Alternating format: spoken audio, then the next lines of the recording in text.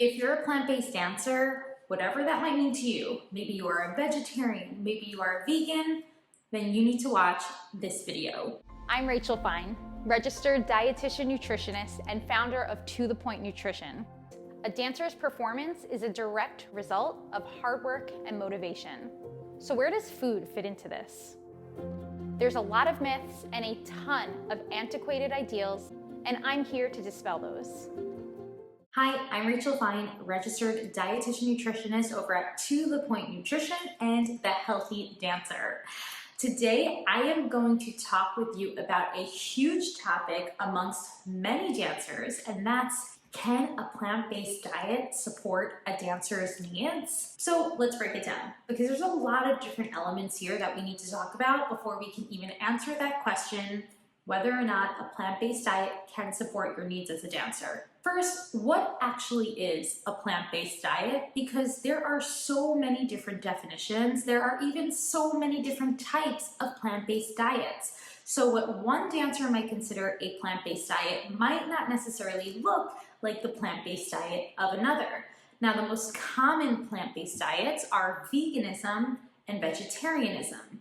Veganism is essentially a 100% plant-based diet. The avoidance of meat products, fish, dairy, and subsequent byproducts of animal-based foods like eggs, milk, honey. Now, veganism doesn't only stop at food, but because I'm a dietitian, I'm only going to be focusing on the food aspect of veganism. But for many vegan dancers, they may be cognizant to avoid certain types of clothing and fabrics that could be derivatives from animal products as well. Vegetarianism is the other most common type of plant-based diet. This usually involves the avoidance of meat, poultry, and fish. But vegetarianism can be broken down into several different subcategories. Lacto-vegetarians avoids meat, fish, eggs, but does allow for the inclusion of dairy products. Ovo-vegetarian allows for the inclusion of eggs. Lacto-ovo-vegetarian allows for both the inclusion of eggs and dairy into an otherwise vegetarian lifestyle.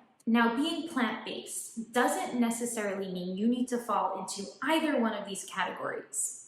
A plant-based lifestyle for you might just mean trying to add more plants to your plate, even if you are still incorporating some other animal proteins into your day. So one of the first things I want you to realize is sticking to these very specific labels, even as they relate to plant-based lifestyles, is something I want you to reevaluate. Anytime we put a label on our eating habits, whether that's veganism, vegetarianism, clean eating, whatever it might be, it can cause challenges down the road, especially as it relates to restrictive type of eating behaviors. So I can't stress that enough. The first thing I want you to reevaluate, even if you are considering yourself a vegetarian or a vegan, reevaluate that label, reevaluate your use of that label.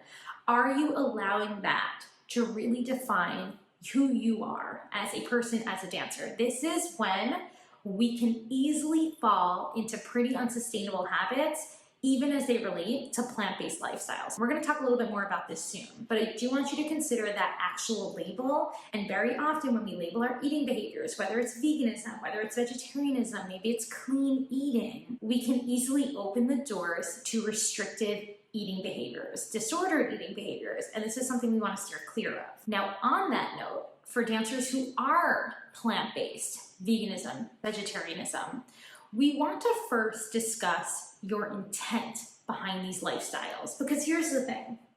The short answer to the question that I asked earlier is, can a plant-based lifestyle support a dancer's needs? The short answer is yes.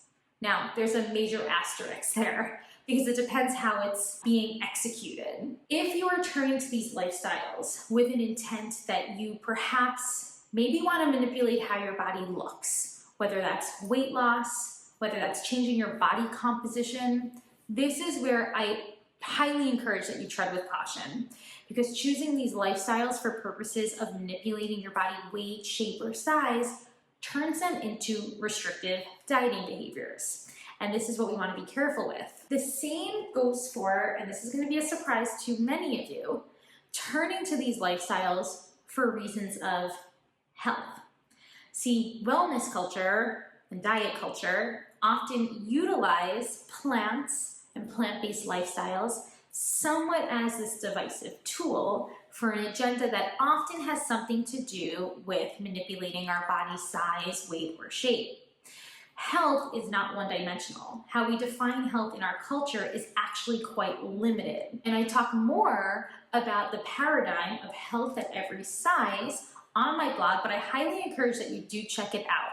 Because turning to lifestyles like veganism and vegetarianism, even for the purpose of health and how it's defined by wellness culture, can still open the door to those restrictive eating habits. Now, that might not always be the case. I work with many dancers who are 100% plant-based. They're following a vegan lifestyle, they're following a vegetarian lifestyle for purposes of animal welfare, environmental sustainability. It could even be for purposes of budget. These are completely valid reasons to want to increase the amount of plants that you're putting on your plate. I just strongly encourage that you reevaluate your intent behind these lifestyles and also reconsider the label themselves that you're putting on those behaviors. Because we can still add more plants to our plate or reduce the amount of animal proteins we're relying on without having to feel limited by any one type of restrictive label. But again, if you are vegan, if you are vegetarian, then I completely support that. I just want you to reevaluate the intent behind that choice. Animal welfare, environmental sustainability, economics, socioeconomics, this could be cultural, it could be religious. These are all extremely valid reasons to partake in either veganism or vegetarianism, and there is absolutely nothing wrong with that. And we absolutely can formulate a plan to support your dancing and your energy, even within those lifestyles. Just make sure the intent behind it is something that is, of course, sustainable and not necessarily something that's only for the impact of manipulating your body's weight, shape, or size. Now, the benefits of adding more plants to your plate are vast. Plant-based foods are rich in a ton of various vitamins and minerals, but also micronutrients like phytonutrients, antioxidants, these nutrients that are known to help support our immune system. Plant-based foods are often also a source rich in fiber. There are many benefits to fiber, like sustained energy, digestive regularity, and even the support of our gut microbiome.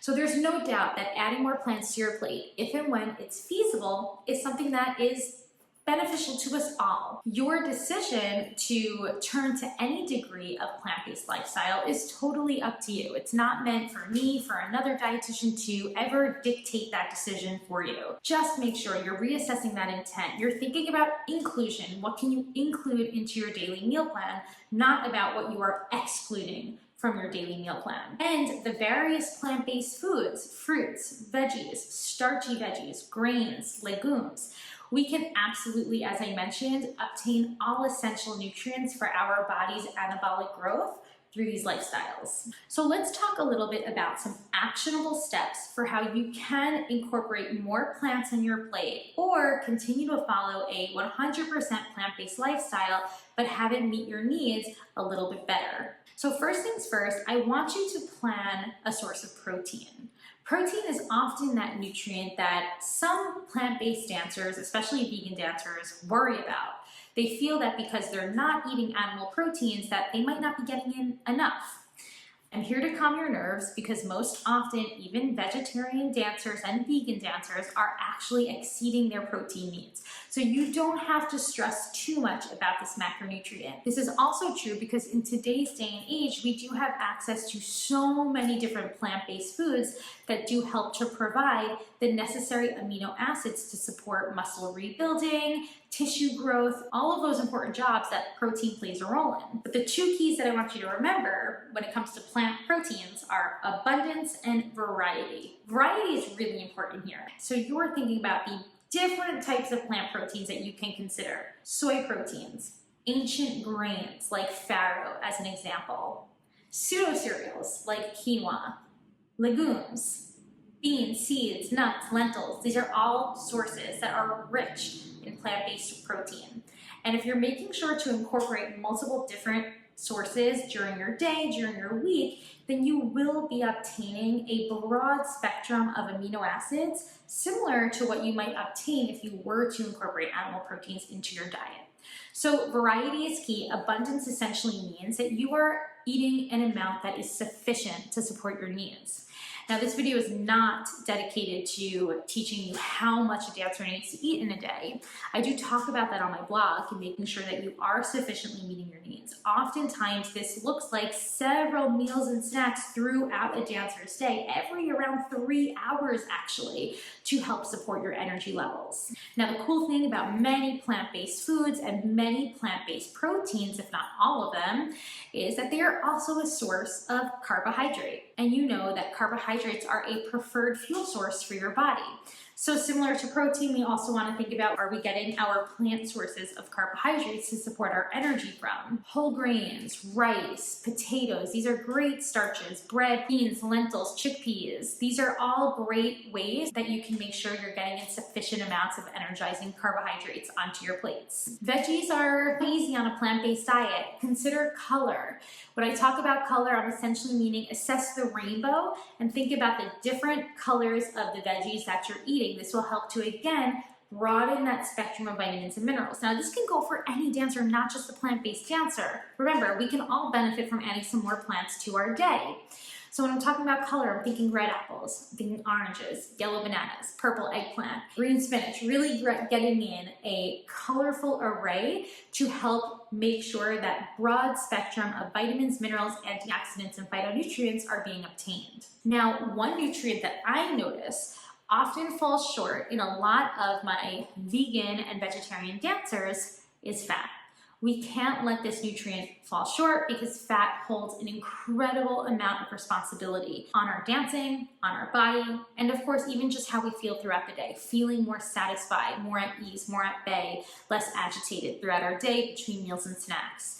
So thinking about how you can incorporate fat into your meals. Maybe it's adding oil to saute veggies. Maybe it's spreading avocado on a sandwich or sprinkling flax on your cereal. Choosing nut butters or seed butters as additional options in your snacks. Fat is also incredibly important so that even on your plant-based lifestyle, we're thinking about balance. The topic of supplements often comes up for a lot of plant-based dancers. And I often encourage a food-first approach. And if we're really prioritizing abundance and variety and eating enough throughout our day, like meals and snacks regularly every few hours, then technically, even on a plant-based lifestyle, we can obtain all of essential nutrients that we need.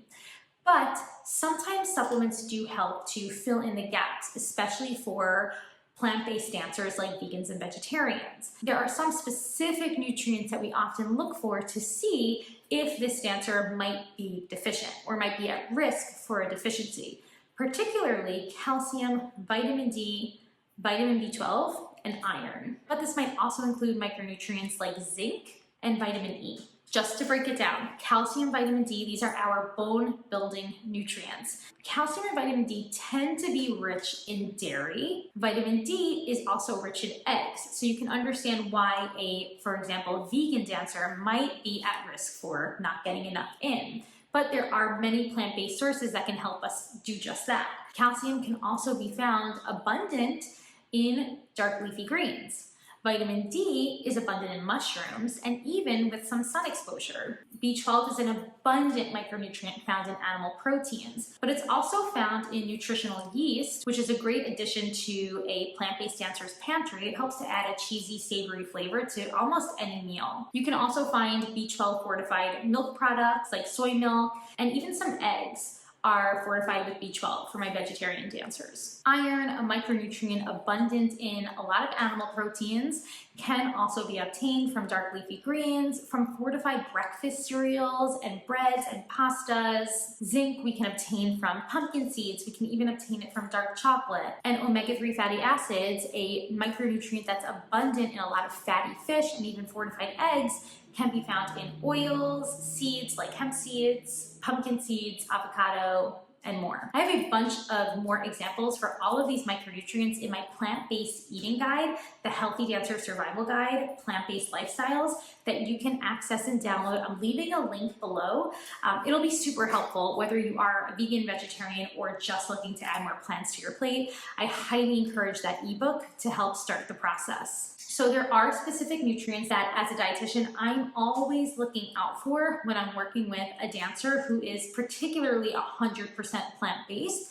just to make sure that they are obtaining certain food sources within their day to make sure they're getting those micronutrients. And alongside the work of a medical doctor, if we feel that deficiency or risk for a deficiency is apparent, then and only then will a supplement be considered. But I highly encourage that if that's something you're thinking about, you always run it by a licensed medical doctor and a licensed dietitian as well. I hope you found this video helpful in starting the process of what might be either to support your plant-based lifestyle or maybe to begin adding more plants to your plate.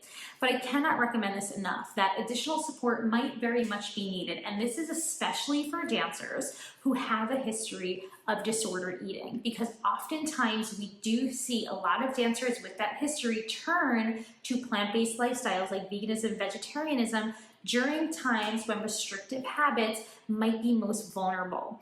So we want to make sure that turning to these lifestyles is not for reasons of restriction, and the best way to do that is to work alongside a registered dietitian nutritionist like myself in support of these habits. Until next time, I'll talk to you soon.